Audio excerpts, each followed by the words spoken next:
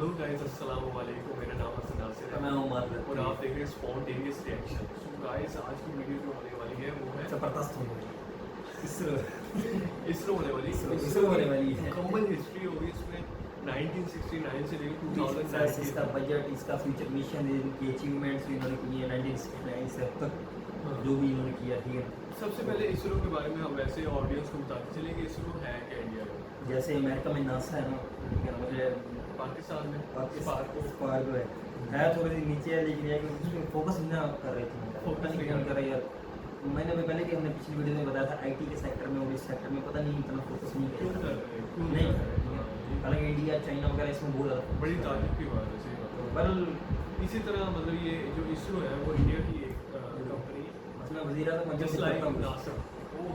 मैं करता हूँ वजीर आजम बनेगा तो मैं मान अलग करता हूँ फिर तो बार अल्लाह की शुक्र है मेरे को वीडियो लंबी ना हो जाए ज़्यादा क्या आप भी तब्दीली लेके आए?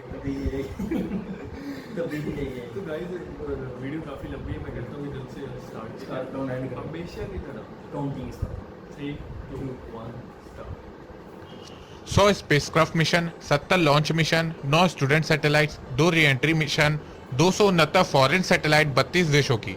दोस्तों, अब इसरो रुकने का नाम ही नहीं ले रहा है। भारत का गौरव, जिसकी कामयाबी के आगे दुनिया सिर झुकाती है, जिसकी हर एक हरकत टीवी चैनलों और अखबारों की हेडलाइन बन जाती है, जिस पर हर भारत को गर्व है, उसका नाम है इसरो, जिसने स्पेस रिसर्च के क्षेत्र में दुनिया के सामने मिसाल कायम की है, जिसका नाम सुनकर नासा जैसी सबसे बड़ी स्पेस एजेंसी भी इसरो का लोहा मानने लगी है।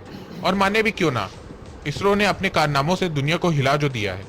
आइए जानते हैं साल 1969 से अब तक कैसा रहा इसरो का कामयाबी भरा सफर, और आपको बताएंगे इसरो के फ्यूचर मिशन के बारे में, मिशन कॉस्ट के बारे में, बजट के बारे में और भी बहुत कुछ। तो नमस्कार दोस्तों, स्वागत करते हैं आपका चार्जिंग पॉइंट हिंदी में। दोस्तों, वीडियो के स्टार्टिंग होने से पहले मैं आपको एक शॉकिंग फैक्ट बता दूं कि इसरो इंडियन गवर्नमेंट का एकमात्र ऐसा डिपार्टमेंट या ऑर्गेनाइजेशन है जो अभी तक कभी भी लॉस में नहीं गया। जी हाँ दोस्तों, इसरो ने कभी भी लॉस जनरेट नहीं किया है। तो दोस्तों, आप इसी बात पे चैनल को सब्सक्राइब कर दीजिए और वीडियो के साथ जुड़े रहिए। अंतरिक्ष विज्ञान के क्षेत्र में इसरो ने भारत का नाम बहुत ऊंचा किया है, जिससे भारत आज एक गौरवशाली देश बनकर सामने आया है। भारत ने 1962 में डिसाइड किया था कि अब उन्हें भी स्पेस के बारे में जानना है, तो गवर्नमेंट ऑफ इंडिया ने Indian national committee for space research बनाया, पर काम ज्यादा होने की वजह से स्पेस एजेंसी को अलग करके एक नया ग्रुप बनाया, तब जाके इसरो बना। इसरो की स्थापना विक्रम साराभाई ने 1969 में इंडिपेंडेंस डे के दिन की, इसलिए उन्हें इसरो का जनक भी कहा जाता है। इसरो को अंतरिक्ष विभाग के द्वारा नियंत्रित किया जाता है। इसरो ने पहला सैटेलाइट 19 अप्रैल 1975 को लॉन्च किया था, जिसका नाम आर्यभट्ट था, पर उस समय भारत के पास लॉन्च व्हीकल नहीं था। तब रशिया ने भारत की मदद की और इंडिया की पहली सैटेलाइट आर्यभट्ट लॉन्च हुई। ईयर 1979 तक इसरो अपने खुद के पूर्ण स्वदेशी सैटेलाइट बनाने में तो कामयाबी हासिल कर चुका था, पर अभी भी अंतरिक्ष में सैटेलाइट लॉन्च करने के लिए दूसरे देशों की सहायता लेनी पड़ती थी। लेकिन 1980 में अपने खुद का सैटेलाइट बनाकर इसे स्पेस में भी सफलता के साथ लॉन्च कर दिया। भारत ने 18 जुलाई 1980 को पहला स्वदेशी उपग्रह मतलब सैटेलाइट SLV-3 लॉन्च किया और इस प्रोजेक्ट के डायरेक्टर APJ अब्दुल कलाम थे। इस तरह इसरो ने पूर्ण स्वदेशी सैटेलाइट लॉन्च किया, जिसका निर्माण और प्रशिक्षण पूरी तरह से भारत में किया गया। आपको यह जानकर गौरव होगा कि अमेरिका, जापान, रूस, चीन, फ्रांस के साथ भारत विश्व के उन देशों में शामिल है जो अपने देश में सैटेलाइट बनाने के साथ साथ उसे अंतरिक्ष में भेजने की क्षमता रखते हैं। 1990 में polar satellite launch vehicle PSLV तैयार किया। 1993 में PSLV की मदद से पहला सैटेलाइट अंतरिक्ष में भेजा। साल 2001 में पहले GSLV को लॉन्च किया गया, जिसकी मदद से GSAT-1 सैटेलाइट को स्पेस में भेजा गया। अब आप सोच रहे होंगे कि PSLV और GSLV क्या है। इसरो के पास दो मुख्य रॉकेट हैं, PSLV polar satellite launch vehicle और GSLV। इसमें PSLV का प्रयोग छोटे तथा हल्के सैटेलाइट रॉकेट को छोड़ने के लिए किया जाता है। PSLV के द्वारा अभी तक 70 से ज्यादा सैटेलाइट छोड़े गए हैं। GSLV का प्रयोग भारी उपग्रह मतलब भारी सैटेलाइट को छोड़ने के लिए किया जाता है, जो पृथ्वी से 36,000 किलोमीटर की ऊंचाई पर होते हैं। इसरो ने साल 2008 में एक बहुत बड़ा प्रोजेक्ट किया, चंद्रयान मिशन। चंद्रयान-1 अभियान के अंतर्गत इसरो ने मानव रहित यान यानी कि अनमैन्ड व्हीकल, जिसके अंदर कोई इंसान नहीं था, को रिसर्च करने के लिए चांद पर भेजा। चंद्रयान 22 अक्टूबर 2008 को सतीश धवन अंतरिक्ष केंद्र से छोड़ा गया और चांद तक पहुंचने में इसे करीब 5 दिन लगे और चांद की कक्षा में स्थापित होने के लिए इसे 15 दिन का समय लगा। वैज्ञानिकों का मानना था कि चंद्रयान 1 से 2 साल तक काम करता रहेगा, परंतु दुर्भाग्य 10 महीने बाद ही अगस्त 2009 को चंद्रयान से संपर्क टूटने के बाद ही इस मिशन का अंत हो गया। पर अच्छी बात यह रही कि इन 10 महीनों में ही चंद्रयान ने अपना 95% काम पूरा कर लिया था। आपको जानकर खुशी होगी कि चंद्रयान की वजह से भारत चांद पर पानी खोजने वाला पहला देश बन गया। चंद्रयान ने चांद पर मौजूद चट्टानों पर पानी होने के पुख्ता सबूत भेजे थे, जिसे दुनिया की बाकी अंतरिक्ष एजेंसियों ने भी माना। चंद्रयान 1 की कॉस्ट टोटल 386 करोड़ थी, जो कि सबसे कम कॉस्ट थी किसी भी स्पेस एजेंसी की मून मिशन के लिए। चंद्रयान 1 की सफलता के बाद इसरो ने चांद पर एक और मिशन भेजने की योजना बनाई है। इसके बारे में मैं वीडियो में आपको आगे बताऊंगा। 5 साल बाद 2013 में इसरो ने मंगल अभियान शुरू किया। मंगलयान मिशन के तहत इसरो ने 5 नवंबर 2013 को मंगल ग्रह की ओर एक सैटेलाइट भेजा था, जो 298 दिन की यात्रा के बाद 24 सितंबर 2014 को मंगल की कक्षा में पहुंचकर सफलतापूर्वक स्थापित हो गया। मंगलयान के मंगल पर पहुंचने के साथ ही भारत पहले ही प्रयास में मंगल में पहुंचने वाला पहला देश बन गया। इससे पहले किसी भी देश का पहला मंगल अभियान कामयाब नहीं हुआ था। भारत मंगल ग्रह पर पहुंचने वाला एशिया का पहला देश भी है, क्योंकि इससे पहले चीन और जापान अपने मंगल अभियान में असफल रहे थे।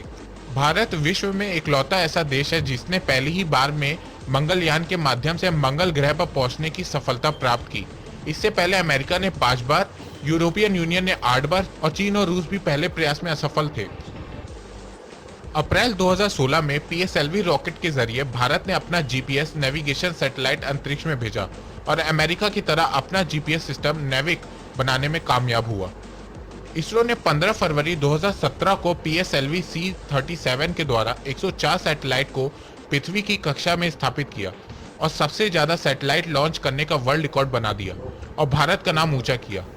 इसरो का 2018-19 का बजट 10,783 करोड़ रुपए है, जो कि लगभग 1.7 बिलियन डॉलर है।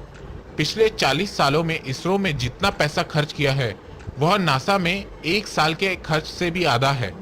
इससे एक बात तो जरूर पता चलती है, बड़ी सफलता पाने के लिए सिर्फ पैसों की ही नहीं, दिमाग की भी जरूरत होती है। अब बात करते हैं इसरो के फ्यूचर प्लान्स के बारे में।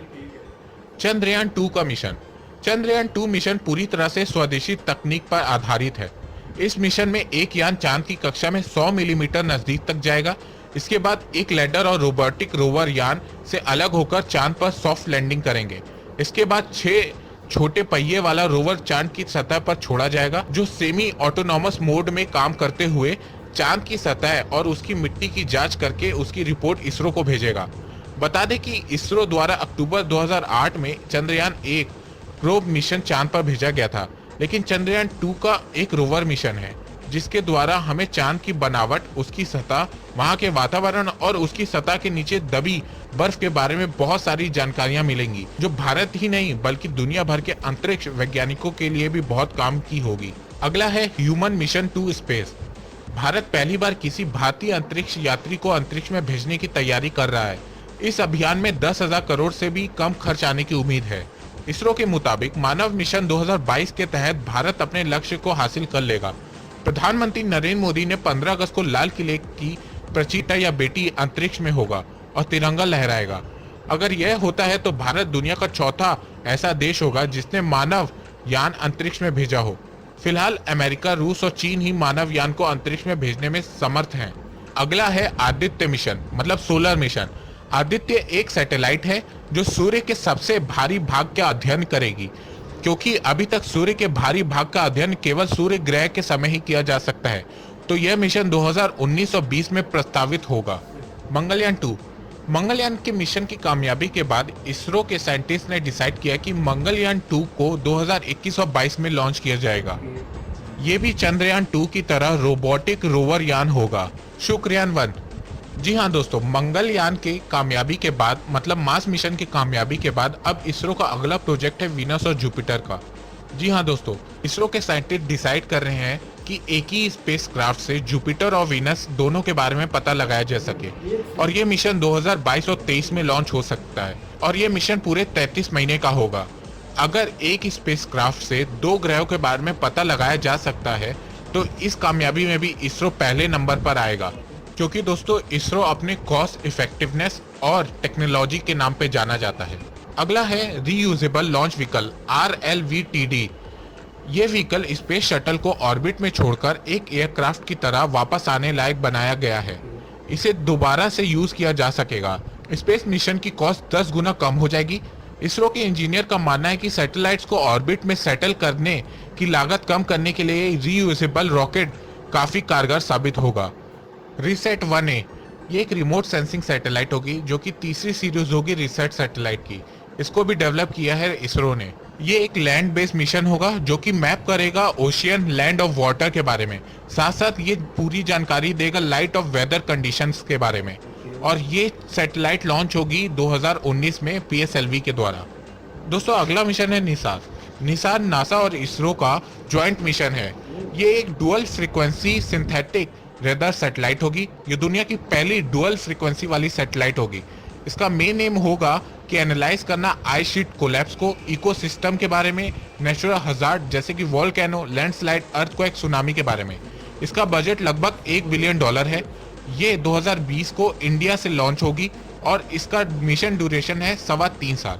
तो दोस्तों जहां इसरो के साइंटिस्ट एक समय अपने रॉकेट पार्ट्स को लेकर साइकिल के जरिए ले जाते थे, वहीं अब इसरो दुनिया के सामने अपने लोहा मनवाया है। तो अभी तक के लिए इतना ही। जय हिंद, जय भारत।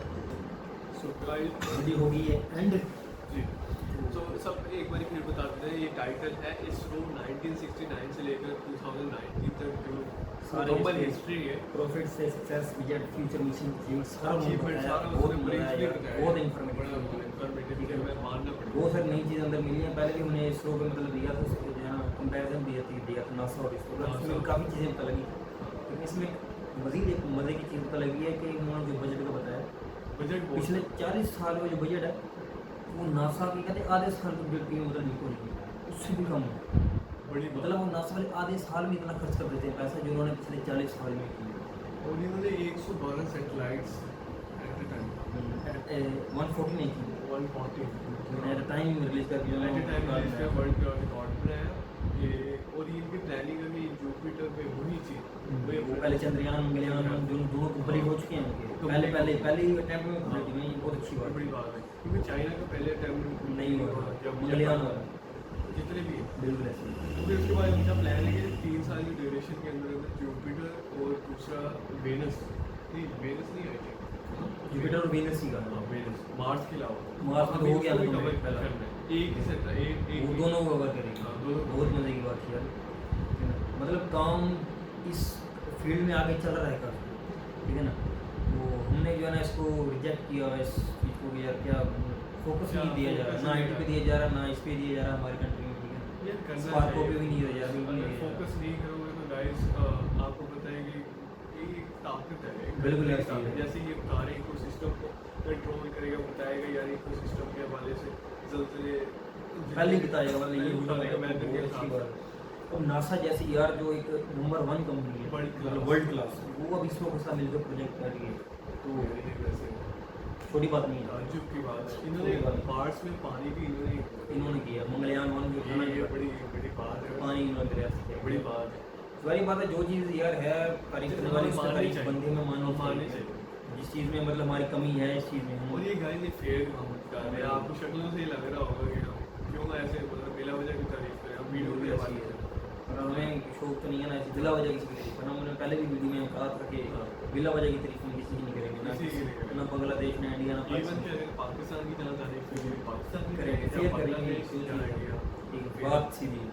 तो बस मेरे ख्याल में एंड करते हैं, वीडियो ज़्यादा लंबी हो जाएगी। वीडियो काफ़ी लंबी हो रही गाइस। हमें मुझे हसन आसिफ हमारे टीम को इजाज़त दें। स्पॉन्टेनियस रिएक्शन ऐसे देखते रहे, सब्सक्राइब करें, लाइक करें, शेयर करें और टेक केयर। अल्लाह हाफ़िज़।